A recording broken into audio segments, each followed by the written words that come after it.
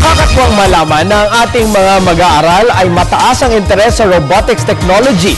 Si Kirby Cristobal para sa kabuuang report. Hindi may kakaila na ibang-iba na nga ang mga kabataan ngayon. Malaki ang naging epekto ng makabagong teknolohiya pagdating sa aspeto ng kaalaman, husay at tiwala sa kakayahan. Ang mga katangiang ito ang naging sandigan ng mga student ng Malayan School of Science sa lungsod ng Maynila.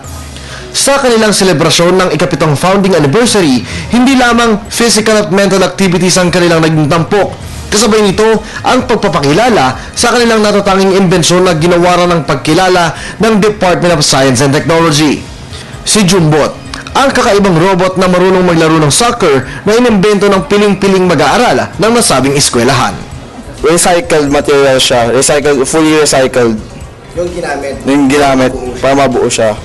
Pati yung plastic po, ano din siya, recycled din po siya. Isang kompetisyon mula sa DOST ang nilahukan ng Malayan School of Science, Team Sindak. Sa 29 na mga kalahok na eskwelahan sa iba't ibang panig ng bansa, 11 sa mga ito ang kakasali pa lamang.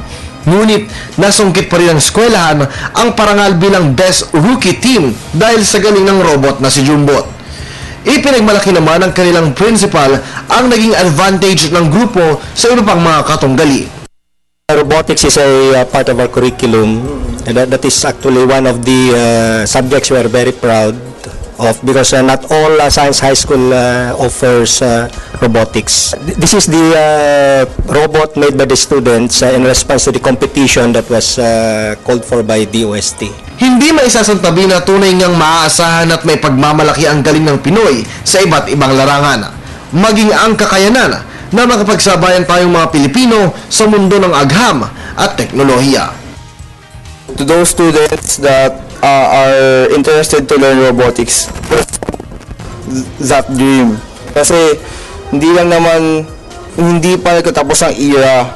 There's more innovations to come, more competitions sa mga students. So, keep it up na lang. Para sa Telebisyon ng Bayan, Kirby Cristobal.